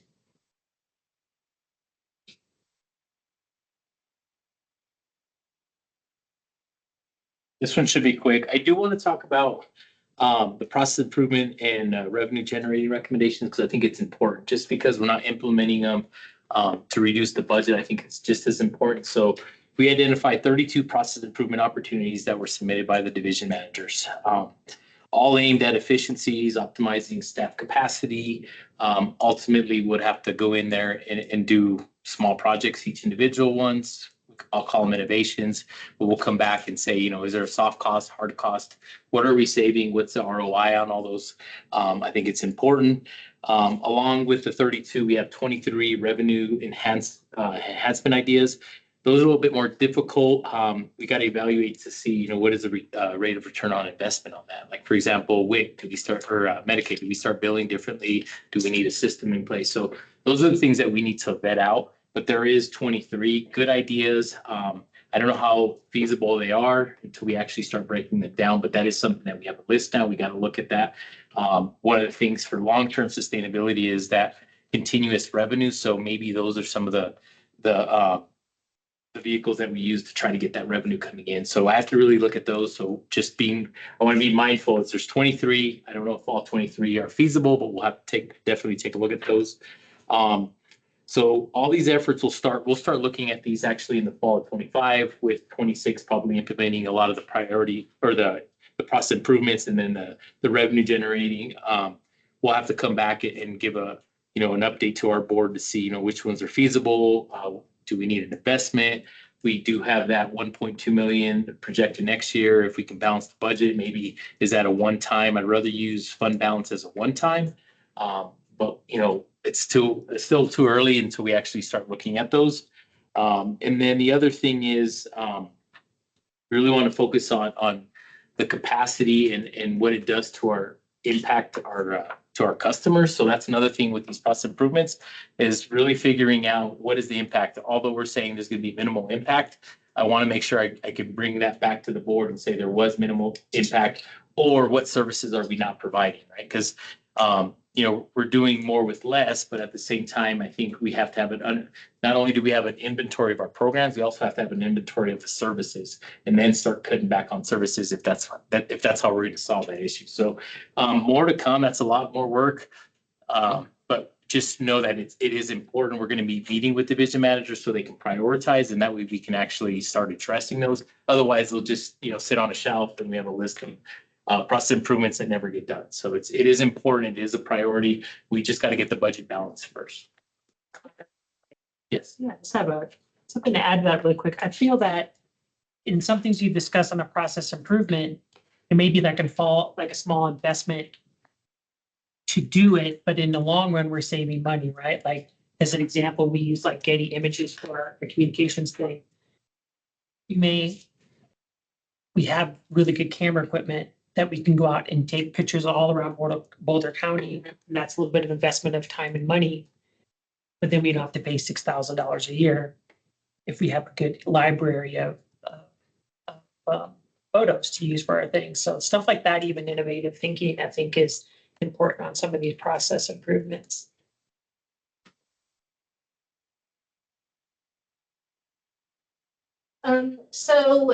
We have been diligent about keeping our timelines up to date. I don't think I need to read each of these points, but just to give you an idea of what we're going to be doing between now and December, between now and the end of the year, with some kind of key parameters around when things need to be decided, and just really recognizing that it's going to be kind of an ongoing journey for us for a while, certainly into 2026. And hopefully the investments that we've made this year into creating a framework and an architecture for making these kind of decisions and really getting our internal controls strong and really getting our information flow going is going to support us in future years as we have to repeat the process, because we don't think that this is going to be a one-off year. We know that next year, 2026, will also bring some challenges. I want to emphasize that too, because I think this board is so committed to, again, that fiscal responsibility piece, because we know that this is not a short-term problem. So we have been so proud of the staff, really, of digging in really at the sleeves and getting us to a much more stable place. And because we are concerned about increasing pressures on public health from an emergency management standpoint too, in terms of climate, in terms of infectious disease, those things being related. Also, I think we just want to make sure that we are in a stable place for our ongoing operations so that we are well prepared to respond when we need to. Wow.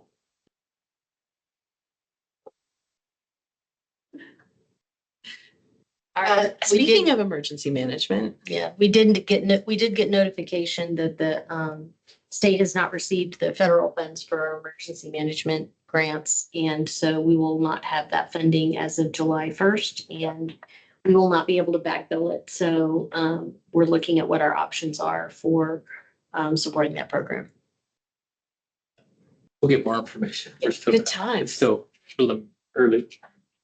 I also wanted to make a comment, Armando. Yeah. One of the beautiful things about this process also is that we did focus on scenario one, but we have scenario two. So it kind of gives us a contingency plan if we need to address these funding shifts.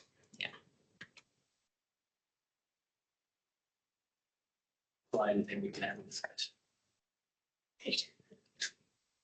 All right, so as you know, the Board of Health is my formal governing body. They've already reviewed and supported our strategic budget approach. That said, we view the county commissioners as essential partners in ensuring long-term alignment across Boulder County Boulder County government.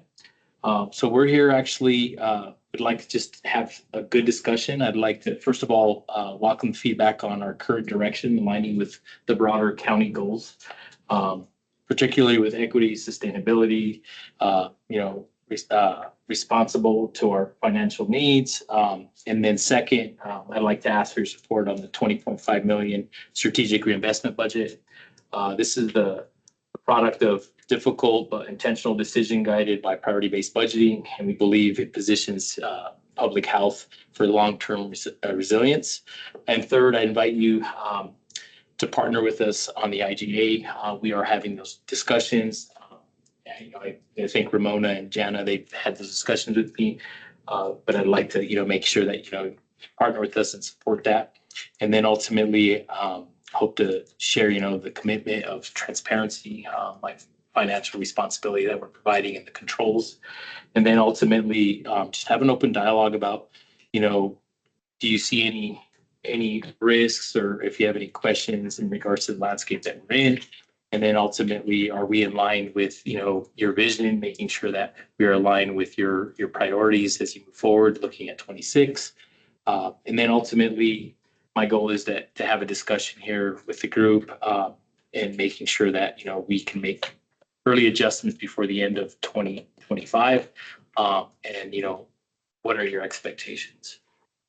I'll leave that to Morgenda. Well, no, I mean, I think this is the part where we Yeah. chat a bit. So, yeah. Wow. Thoughts or questions, or do you have any questions on the presentation? I'm open. The presentation was outstanding. I was really impressed by the work, and I don't think I can say that often enough. And I really appreciate the spirit with which you went into this. That you dug deep, you asked your staff to do some really hard work. And it sounds like you're really managing them well through this. They know that when these questions are asked, that there may be some consequences from their showing up and really participating robustly. And so, I just want to really commend you for all the work you've done.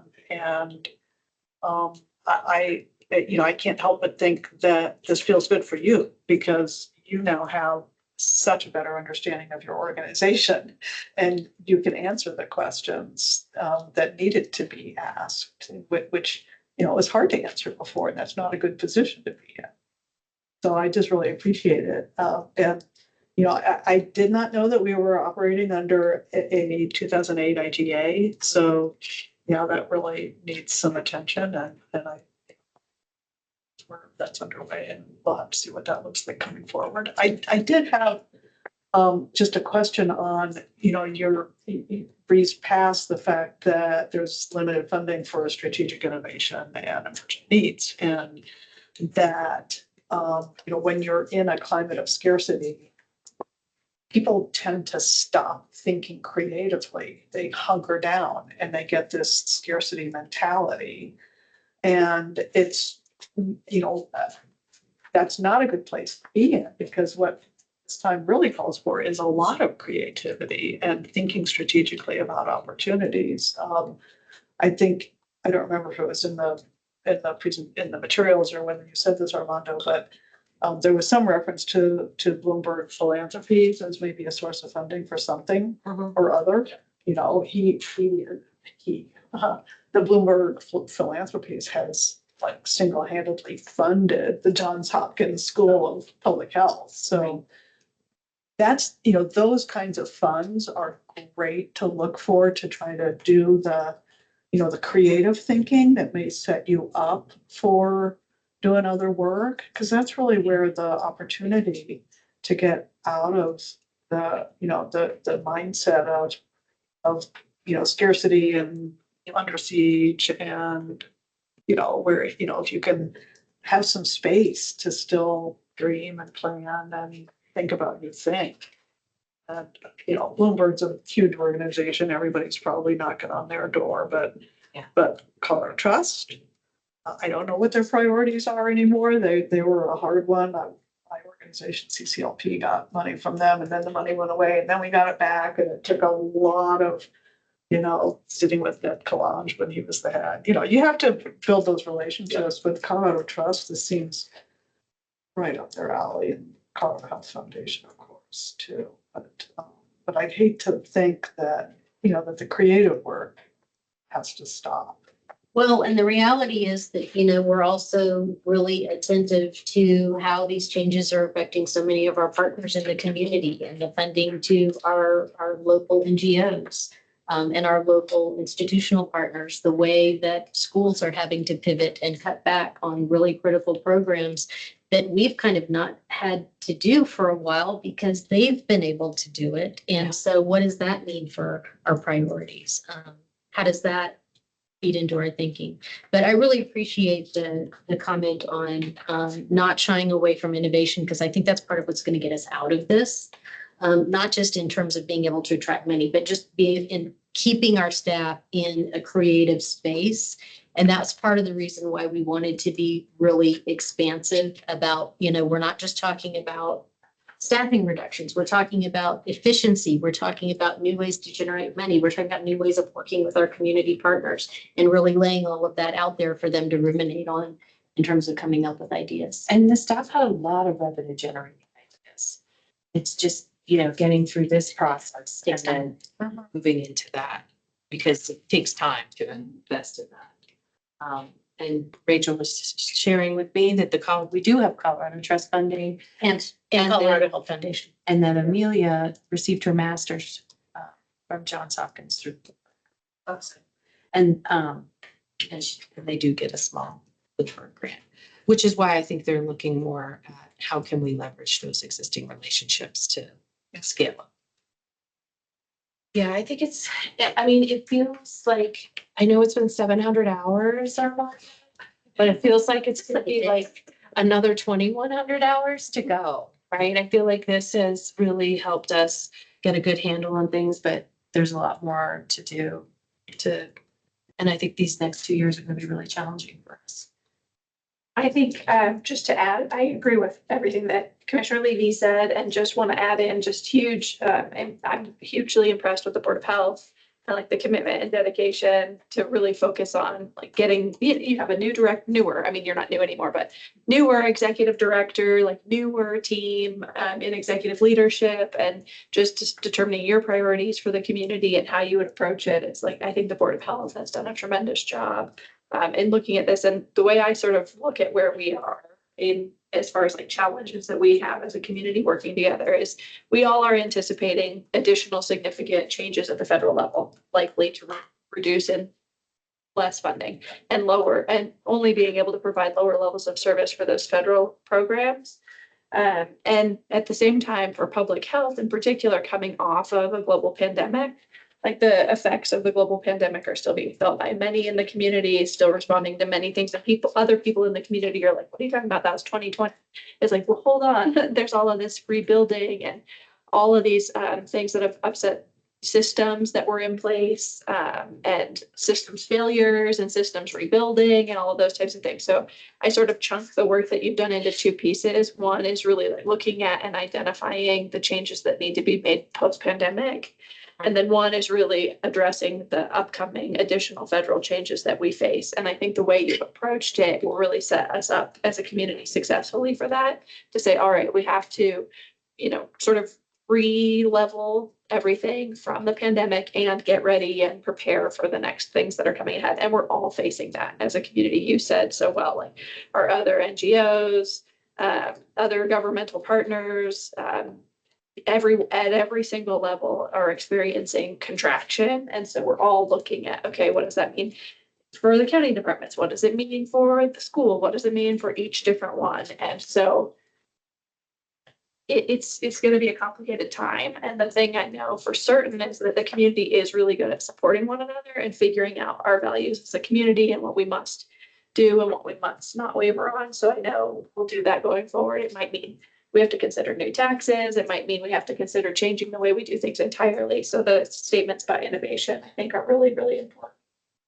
But I do think it's worth like pausing for a moment, knowing we have all this hard work ahead and just like reflecting on what amazing work has been done by the Board of Health, by the executive leadership team. It's really fantastic. And it will be much easier for all of us to make decisions with this type of data and information, because we can see it, we can have sophisticated conversations about, well, how could we do that? As opposed to saying like, well, I don't even know where we are. So I'm really impressed. And I think this has set us up to be able to have successful, productive conversations. So on your questions that you specifically wanted to answer, I think the 20.5 is a really reasonable target to go for. And then as things continue to change, I mean, you said it a number of times, we'll have to look at where that lands, and like, maybe it's, I don't know, maybe it's 19.5, maybe it's 20.5, maybe it's 20.4, but I think that's a really reasonable target, and it puts you on a really good pathway to get where you need to be, and your reserves don't go too low. And I appreciate that there's some conflict in that number, but I think it's a really reasonable target to look at. And then there are just some like really specific things around the IGA that I think are at the staff level need to get fleshed out, and then come back to the board conversation once. I just think we're not quite ready yet with some of the details that need to come in there, but absolutely supportive of getting there at some point in time. And I think this approach overall is fantastic. So if I've not answered all of the questions I've meant to, please let me know. The other, And it just, somebody asked about March at the beginning, she's out at another meeting and couldn't be here. And I think she did have a chance to meet with Lexi, I believe, to, Armando and I. yeah, so you got her. I do also want to really thank Ramona and the OFM team for leaning in with us over the past year and just being incredibly helpful and supportive. And when Ramona said that we made a good choice, that I felt like okay. And also to our finance and budget team, who have worked incredibly hard and done an excellent job of pulling us forward. Sometimes kicking and screaming, but all together. And thank you, Jana, for your support too, because I know there have been a lot of conversations you and I have had. I think the hardest thing about this whole situation is that, you all, like, what you said, Lexi, people went into public health for a reason. And, we're in a painful place right now where that is not valued. And we can't, the county can't pick up the slack, the state can't pick up the slack. There's not private philanthropy to keep this country's wheels on while we, hopefully come out of this. The wheels are gonna come off the bus, and we're not gonna like what we see. As hard as we work, I hate to have to say that. That's about the most pessimistic thing I've ever said.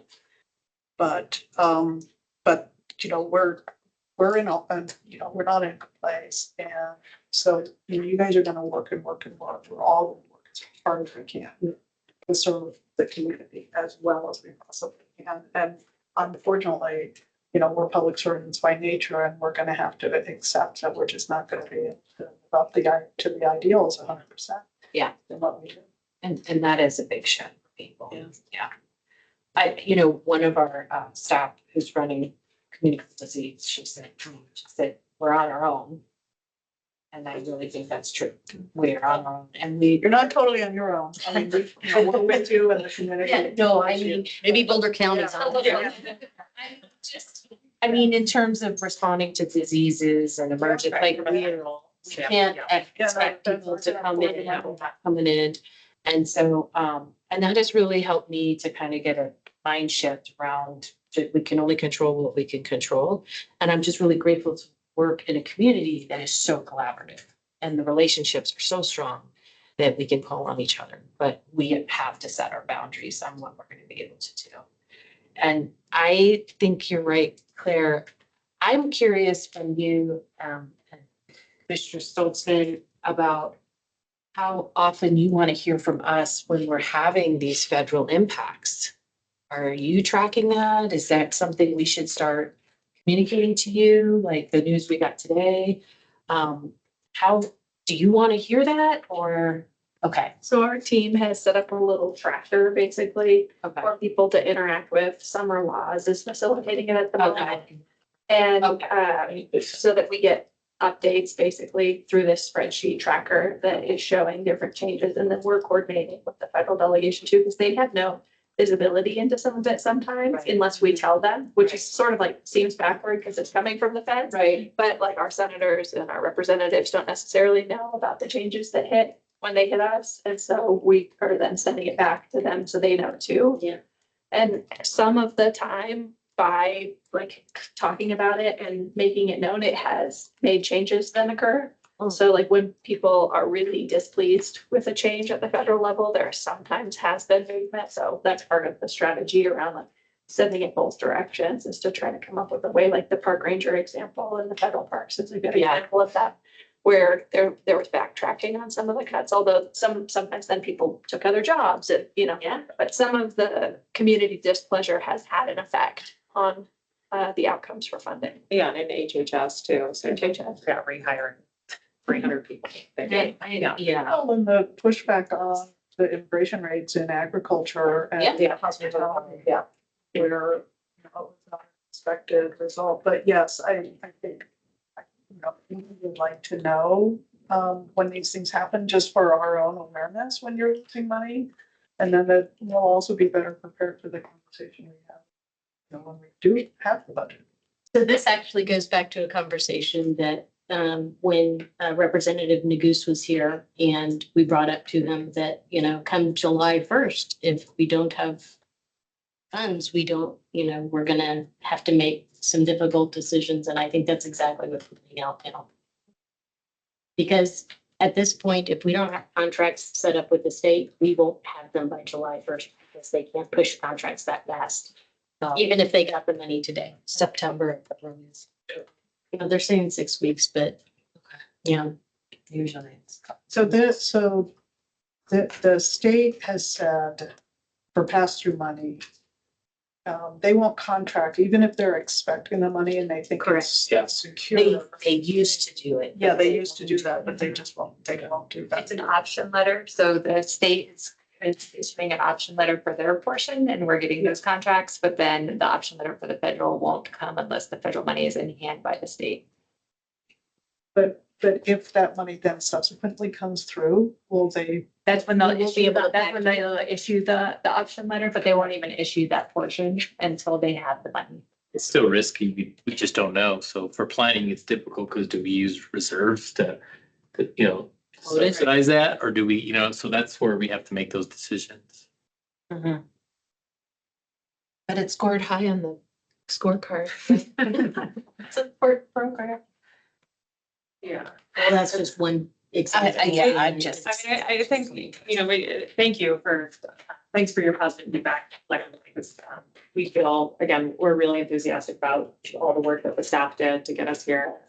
And we are grateful to the commissioners for your patience and support also, and asking some tough questions. I think helped us also move in this direction. And I think we are feeling, as we know that we are going to see unanticipated changes come one after another. We feel that we had a nice process, right? They gave us enough time that we weren't just reacting in the moment, but we had made cuts all of a sudden, that we really gave ourselves a lot of thoughtful input in that as we continue to face unexpected changes. We're in a better place to respond to those thoughtfully because of the work that went into this process. So, And I do think that we've minimized the impact on staff quite a bit compared to what we would have been forced to do if we hadn't had the time. Some of the reworks, the early planning for attrition, have really helped us. and it's still stressful for staff. Yeah. It's still stressful for staff. Since there's a lot of hands. Yeah, and I also want to acknowledge, I mean, it was such a hard, like COVID was so hard on our staff. And that has not gone away. And then it felt like we went right from there into looking at budget reductions. It's been a really hard stretch for our staff, and they do care so much too, so. I don't think we have any more. I do want to thank the finance team. Thank you all. They're not all here, but Jerry, everybody else, thank you. Jerry's online. A lot of the analysis. And then just the PBB team, board, thank you for your support. And commissioners, Ramona, thank you. In Ramona, meet monthly, so. Thank her. So, but no, I really, seriously, the staff that we have, just thank the staff and the division managers. Yep. I don't know if we give them enough thanks. We've been asking a lot of them, and so it's important that we continue supporting them. And then ultimately our employees, the staff itself, we know that this is difficult. And I know some of them are going to listen to this recording, but I want them to know that, PDB team, even the executive team, the board, commissioners, we know how important they are. We value them. And that will, everything that we're doing really is looking at the why and having the data to make those decisions. It's not just because we think we need to make them, it's because we have to. And so I just want to make that clear. And then we'll continue pushing this forward with the implementation plan. And hopefully in August, we'll have a clean budget that, the county will also support moving it forward. But right now it's a 20.5. So I appreciate everything. Thank you. Jen, close it or? We should put some music on. Yeah. So the question is, what music?